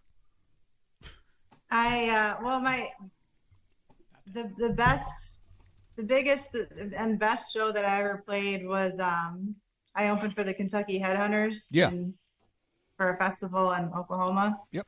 And that was probably my best moment. And that was her, she was it was a packed, huge place, like probably 5,000-6,000 people. Yeah, and the 4th of July festival. And it was the 4th of July, and it was just her with her acoustic by herself. Oh wow! Opening for a full hour. I had for a full That's hour. Cool. Yeah. That's awesome. Yeah, it was. Yeah, so that's got to be. And I said, you had to have felt like. She goes, no, actually, it was really great, and I got to tell my stories of each song, and they loved it, and I was like, oh yeah, because man, I mean, when you're talking like that, and it's just you're like, there was no throw up moment right before you go on stage. I'm not going to point to anybody who threw up before you open up for. There wasn't. Montgomery Gentry. Yeah. Are you talking about the dude sitting next to you? Did he throw up? There was almost. Because I was too tired because I had to drive there and I didn't have day the night before, so I had to drive there all night, so I didn't have any sleep, and I was like, okay, I'm gonna do this, and I had to drive with somebody who was smoking in the car the whole time, and I have asthma, so I was also using my inhaler. I probably used one of those 90-use inhalers. I used it all up. I was like, oh my god. And then they were like, okay, well, you can rest for a few hours before you go on. And I'm like, I can't. And then afterwards, no, I cannot. Getting Jackson Coke and trying to get her to drink. Yeah. No, that's right. No. Yes, and you woke up with all kinds of half drinking because you were faking like you were drinking. Yeah. So, she's like, no. So she was like, she shut that down. She was like, okay, shut up. Sorry. Don't tell that story. So yeah, I was too tired to even have any moment. I was like, I'm doing this, or I'm gonna fall over, and I did. And they drove all the way back. Yeah. Oh my God. Yeah. Fuck that. Nope. Nope. Sleep in the car. Yep. That's what I said. I was like, why did you sleep in the car? I mean, that's hardcore. That's really hardcore, you know? Hey, is she okay? I think that's the girl that just opened it, that just played the show, and she's cuddling in the front seat of her of her Festiva. Right. I had my Fiat. Yeah. What about you, Brian? What was your big? Who's the one? Who's somebody you've met that you were like, holy shit, I'm standing in front of, or Tortora. played with, or Tortora? Yeah, Belladonna. Well, okay. Well, I guess when I was in this band, Hammer On, 1985, we played the Limelight in Chicago, opening up for Motley Crue. Nice. For a live televised broadcast for MTV. Okay. For the MTV Halloween Horror Show, 1985. Motley Crue. Yeah, it was like, that was, I mean, there's been so many moments since then. But before that, there were some, but no, that one was like, and it was, I mean, packed. I think that place held, that club held a lot of, it was way over capacity, and it was insane. I mean, yeah, I was hanging out with Tommy Lee and Nikki Sixx, and we were just, I won't even get into it. Right. And your dad was there. My too. dad was there. Okay. He didn't know who So- Tommy was. Yeah, there is a story. So, see, it's always a story. My dad, this, really staunch German, and he's like, so we're at Tommy's dressed like, well, he looked like he'd been up for days, which he probably had. Probably was, yeah. Yep. And he was wearing this like total like pedo trench coat, like flasher looking thing. And he was like all sunken in, like, looking. And so, because, we were about to head down the dressing room, and there was more debauchery going on. But my dad was there. And so I wanted to introduce him to Tommy Lee. And so I'm standing there talking to my dad, and we're like, yeah, blah, blah, blah. And Tommy's just kind of looming in the background, right? And he's just like there in that coat and looking all sunken. And my dad kept looking back like, like this. And we're talking. And then finally, and Tommy was coming up because I was like, hey, come on, he's like, and I was like, hey, like, who the fuck is this guy? So I say, and I was like, oh, well, hey, Tommy, come up. I go, oh, this is Tommy Lee from Motley Crue. He goes, I don't know who the fuck that is. What? And like, that's the band we're opening up tonight, Dad. Or is it Tommy Lee? He's like, I don't give a shit. I want to talk to you, and blah blah blah. And it was just like this. I was like, good God, man. I'm like, and I look back, and Tommy's 2 questions like, in one. Yeah. nice to meet you. And he just kind of faded back off into the thing. And I said, and I looked back, and I'm like, I'm sorry. He goes, it's all cool, man. I got an old man too. So, but that was it. I was just remember thinking, oh, Jesus Christ, my dad. It's like, who the fuck is this guy? Yeah, I was like, oh, that's Tommy Lee. Who the hell is that? And we're opening up for that you came to see. Right.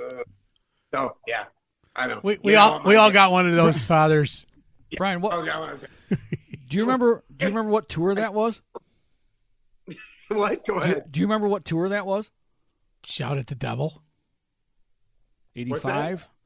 Was that? Oh, that would have been. That was the one with Too Young to Fall in Love. Okay, so yeah, Shout at the devil. Shout at the devil. Yep. Yeah. Yeah, I mean that was in there. That was their pinnacle, right? They were like, yeah. They were like, oh, it like they opened up. I think they opened up with like Jailhouse Rock, and then we did.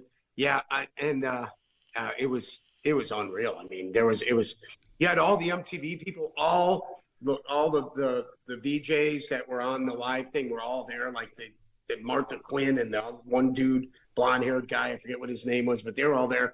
They introduced, it was just like, it was very surreal. Our manager at the time was like, how the hell did you score this gig for us? He's just like, and he's a friend of ours, Lloyd Regner. He's one of those guys that just has the gift of gab, and not in a good way. Yeah. Like somebody else we know now. But there was there was some other gigs that were like probably almost bigger than that people I met, and I've met so many people along the way, meaning the Red Hot Chili Peppers, that was a huge one. So, and that was at our Manager's Theater in Indianapolis. We've done, but and they were really cool. Actually, Chad, from the drummer from Chili Peppers, coolest guy, coolest dude you'll ever meet. And he's a Bud Light drinker. We were drinking back Bud Lights, and then the whole club got locked down because of some drug thing, and where they had these dogs outside, and the place was like sweltering hot, and nobody could leave, and it was like, what state was that in? Indiana. Yeah. Huh. And, but if I have to go to that one single pinnacle moment, that show at the Limelight with Motley Crue, that was just like, that's when I was first like, whoa, this is like, dude, it's really possible. It's within my grasp. Yeah. Yeah.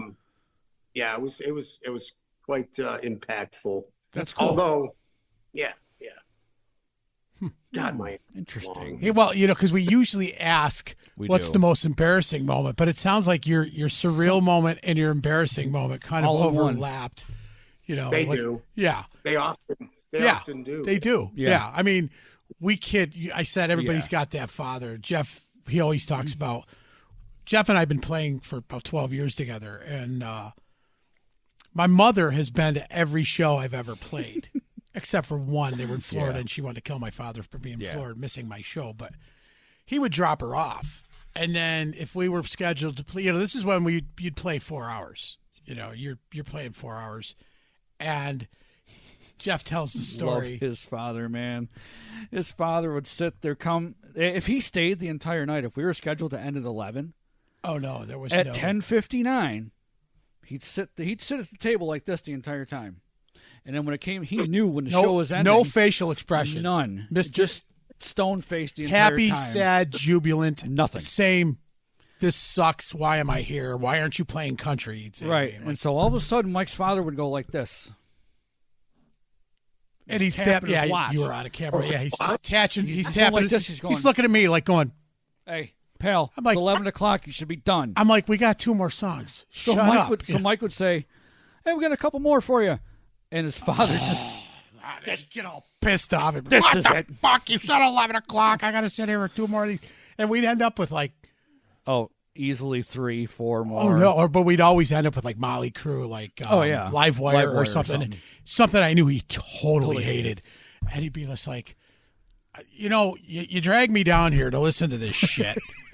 And when you say 11 o'clock, I expect to get your mother out of here at 11 o'clock. And it was just live. I always got to hear the same three freaking songs I can't stand. I'm like, well, don't come. I don't know what to tell you. You don't pay to get then in just anyways. drop mom off and you go home. That's right. I love White. Yeah. And he's like, well, why can't you play some country? Why can't you end with Johnny Cash? I'm like, we don't play that don't know shit, any. Dad. I'm like, what the fuck? Yeah. So, yeah. That's funny. You know what? We actually cover our acoustic shows. We do a cover of Jackson by Johnny Cash and June Carter. And it brings the house down. Yeah. Well, I'll send him to your show then. And he can go like this to you. Like, he can do the same thing to you. He can go, yeah. But he had, I will say this about my father. Yeah. He had 2 kids, both musical. Yeah. My sister's band, my sister sings, I sing.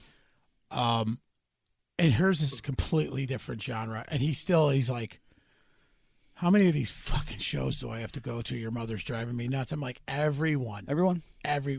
He's like, I got to listen to it. You know what? Yeah. No, my parents kind of cherry picked the big ones. They would think they didn't. Yeah. Yeah. Like he was at my record release. He was at that big one and a couple more.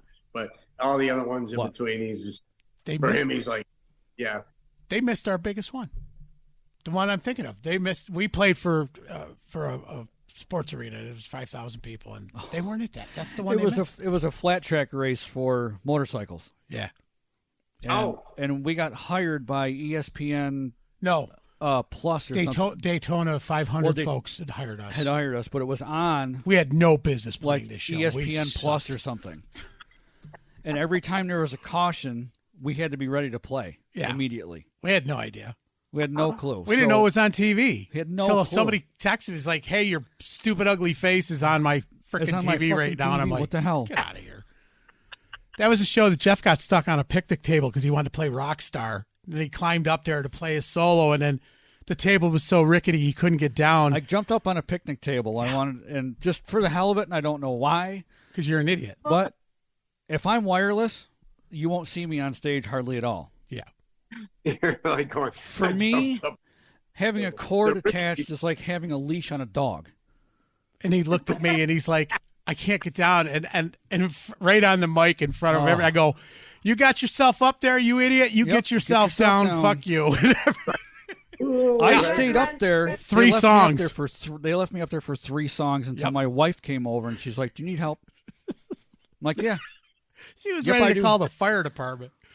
Yeah, please. That's funny. Yeah. I find it easier to play to strangers. Like if my friends or family is in the audience, it makes me more. It's just, it's way easier for me to play to strangers. I don't. You know what?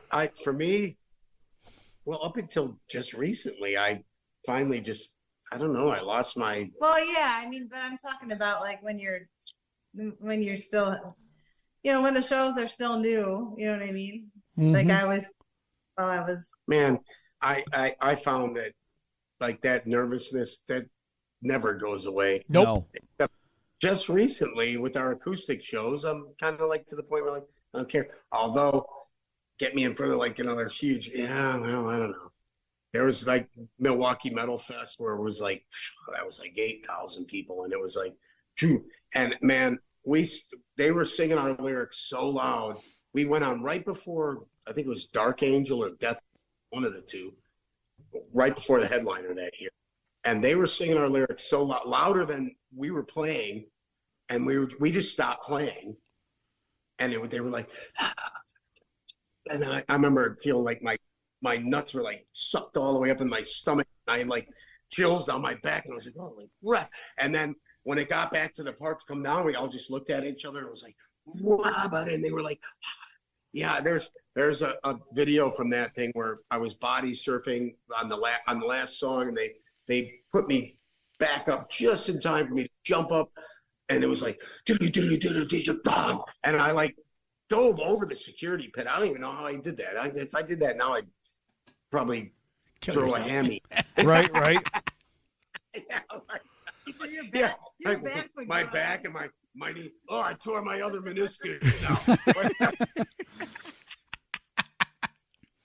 Yep. Because I remember running from the drum riser, and the security pit was a good ways from there. They had the dude standing. I ran from the drum riser down to the end of the security pit, and then was like, whoo, and down up, and then they carried me all the way around that thing and put me back up just in time. Yeah, that one. You know what? That's another moment. That show, man, I remember thinking, wow, we're really close. Because, I mean, when you're up there and they're singing your lyrics that loud, from our MTV video, it was just like, I had this, like, I mean, when I talk about it, I still get goosebumps and chills, because that's a moment I'll never forget that moment. I'll never forget it, ever. It's like, and it was just like, wow. But you know what this business is? I mean, like I was telling my son the other day, he was sitting right over the man behind the curtain. Yeah. This business, and I said, here's every cliche wrapped in one. I said, this business will eat you up, spit you out. Rebel Icon went through all this stuff. I said, it will. I mean, and you're going into it thinking, I'm going to be a big star and I'm going to be this man, and then you're gonna whatever. You better be doing it because you love creating music, right? Yes. Right. And I'm gonna say this to both of you. We've had a lot of people on the show, and the ones that we respect the most are the ones that have been very humble. Yeah. You both have done a lot. Yep. And we could tell just by talking with you guys that you deserve where you're at, and we hope that you guys continue to just ride this wave and just keep it going. Stay who you are. Yep. Stay true to who you are. And we knew that when Jeff recommends somebody, they're usually good people. We've had people that we're going to have on the show that I've said, nah, Nuh-uh. "Nah, we're going to turn you down." And they're like, "Do you know how big I was in '83?" I'm like, "Yeah, and you haven't done shit since. So we're going to pass." So, and I'm not mentioning names because I have mentioned it in the past. No, and it's fine. But you know, they're not cool. You guys, you've done a lot of cool stuff, Yep. and I think to witness that, having people sing your lyrics back to you, I don't care if you're in a club with 30 people or 30,000 people, when the fans are giving you the feedback of your blood, sweat, and tears, that's what it's all about. And for us with this show, when I had a powerful moment I'm going to share with you. One of our biggest fans of the show has recently passed, and he was going through a lot as his ending, and I know Mickey's listening to this. So we kept him laughing through his toughest times, and he would send me messages like, "I can't eat anymore. They got me on IV. I can't even drink. Right. But I sit in my chair and I laugh like an idiot at some of the stuff that comes out of your mouth." That was my moment when my fans were singing back to me. So we do this for the love of what we do. Yep. You guys do it for the love of what you do. Yeah, we can try to make a living doing stuff, but this is what it's about. Mm-hmm. These moments like this. And we appreciate you guys tremendously.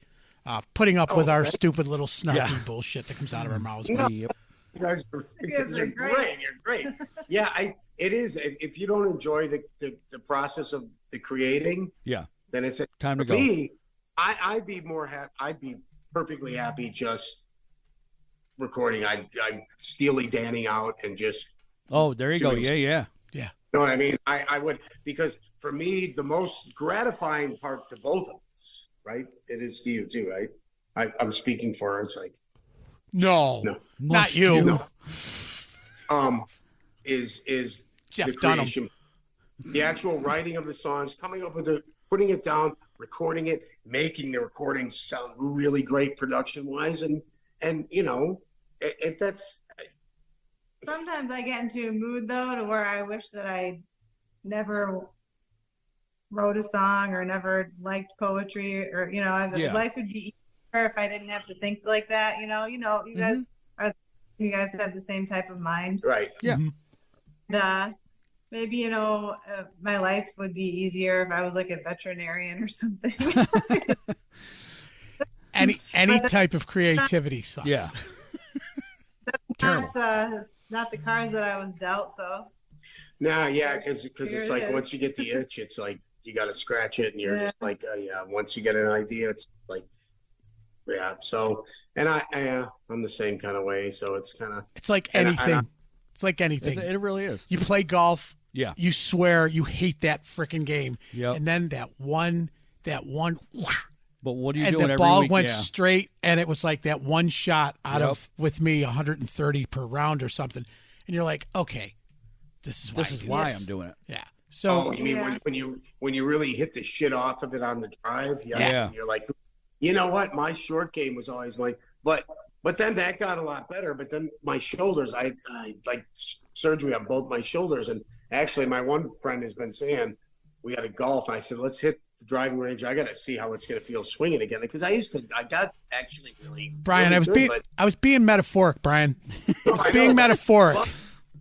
Well, but you play golf. What, you don't play golf? Well, not anymore. But I said it was metaphorically, like when you hit that one great shot. Yeah. I get it. Yes, it was metaphorically. Yeah. But, yeah. No, but I see where he's going. I took it. I freaking love this. I know it. This is the best interview ever. You're the best sport. Yep. I did. I'm always like, oh, but seriously, because my shoulders, because you know what? Because I was about to say, well, that's when you concentrated on the, what is it, like 300 things you have to concentrate on your back. Yeah, you're like, oh my God, dude. She's losing it. Breathe, Brian, breathe. Just breathe. Jenny, do you have any chloroform? Actually, just kidding. When we do the follow-up interview, I know. Feed him a really big meal right before he'd be like, I'm just so tired, I can't even talk right. That's why I've been waking up feeling groggy.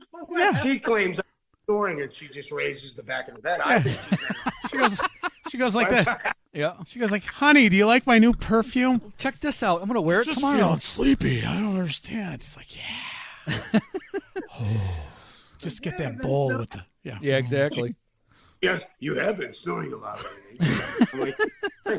So that's why. And you know what? There was that like really woozy feeling in the morning. I think that's what's going on. She's like going, all right. Yeah. She's if like, she orders the extra heavy My Pillow. She's going, shut up. Yeah. No, just head to the light. Just head to the light, Brian. Just head to the light. Keep walking, pal. We'll bring you back. Right. And you know what? If you guys haven't heard, you should hear her Beautiful Eyes album. That'll give you you guys will really like a lot of that material. Yeah. It's Beautiful Eyes. Yeah, right. It's really great. And we do a bunch of those songs acoustically. I want to give a shout out to Jabin Pinnell too. Yes. Five House Productions. I met him during my Beautiful Eyes album. I did a Kickstarter so I could work with him. Yeah. And I've been working with him ever since. And then we started working with him with Elliot Waits for No One. So she introduced me to Jabin when we first met. She said, you got to meet Jabin. And man, as far as a co-producer and somebody, wow, it's like I find it hard to work with anyone. There's other people that I'll have people track stuff to, but me and him have this thing. We can like do an entire thing just through text and timestamps and talking on the phone for production. Yeah, it's like he's a genius. Jabin is awesome, and so is Michael James, our other producer in Petaluma, California. Nice. Our manager, Penelope Grisbeck, she's phenomenal too. Alternator Records. Jeff Tortora. Who's that slouch? Yeah, that's right. Gotta say. Yeah, you know what? We haven't spent enough time talking about him. No, that's all right. That's a whole other show. That's a whole other show. Brian, slow down, Brian. We only, there's only so many hours in a day. There is, and it's but like 9 o'clock there for them. But Jeff is. It is. Jeff was just a huge part of our whole honing our sound and everything. He's great. He is and he's one of my really close friends, and I love him, man. But damn, what a drummer! What a creative force! I mean, he's all right. Oh, shut up! He's awesome. The guy's awesome. Yeah, he's just like, my God, and he never stops. It's just like, yeah, I know.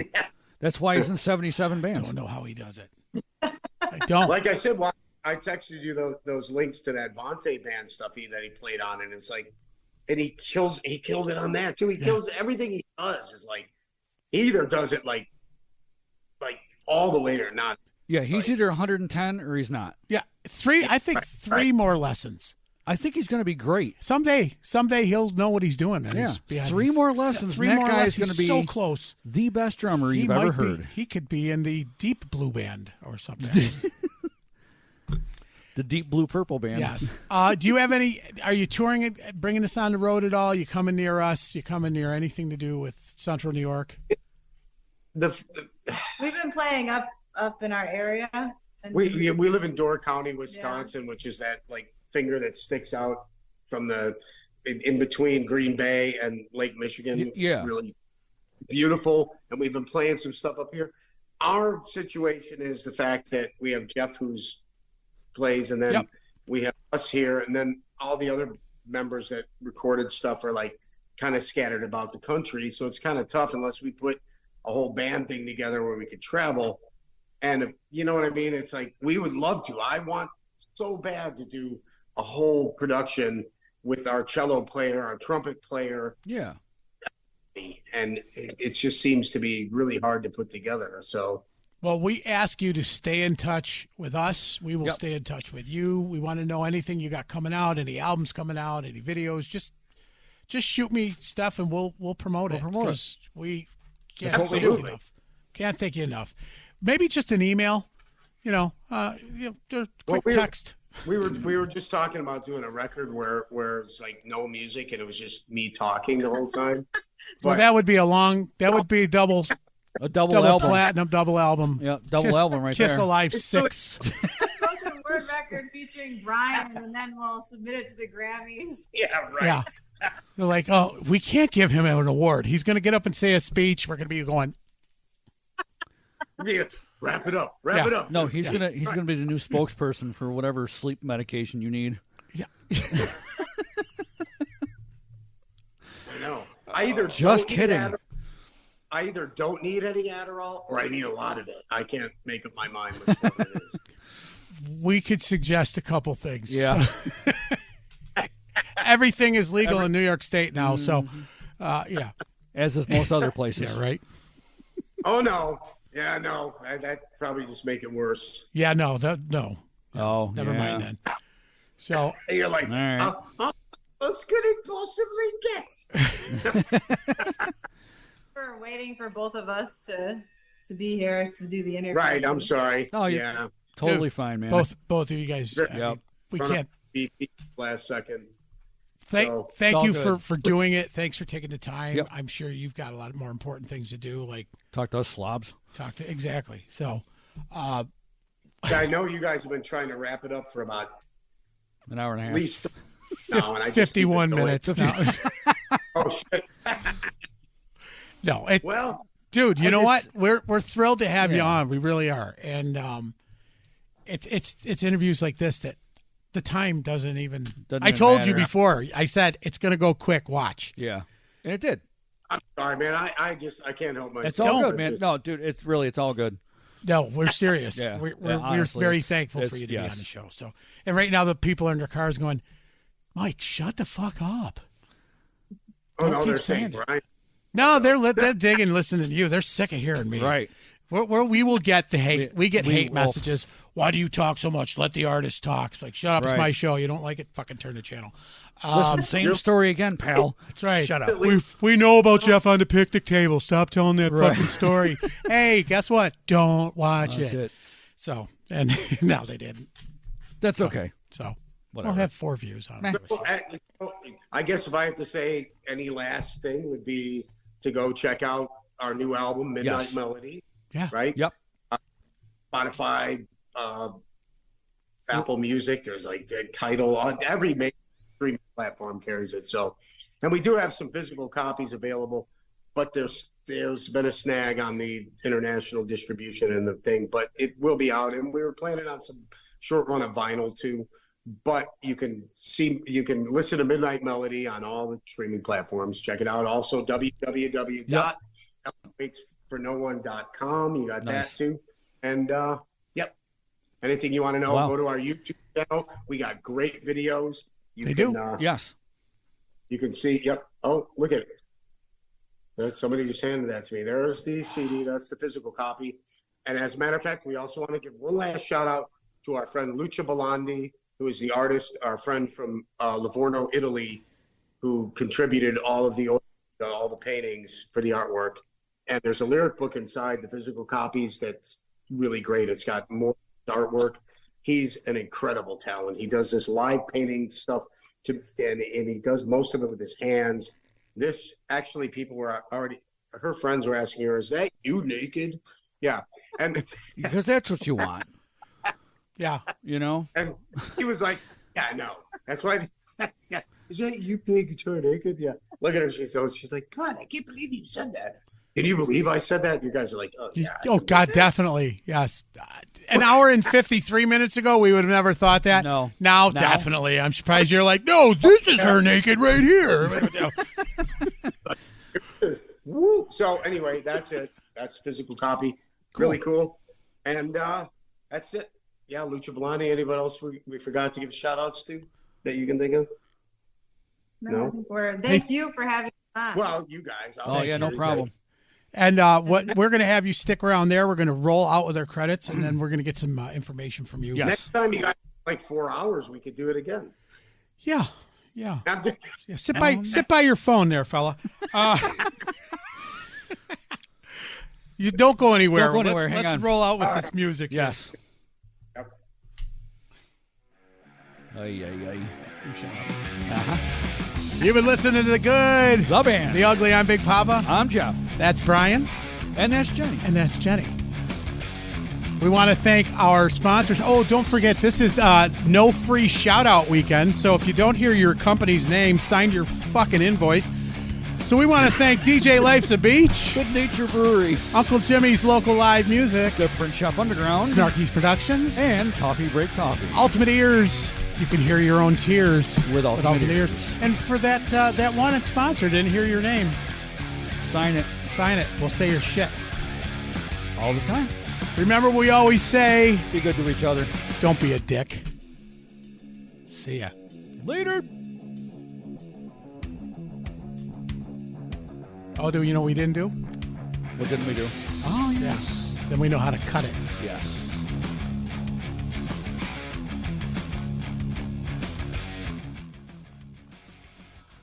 Recording stopped, which you missed. Shut up.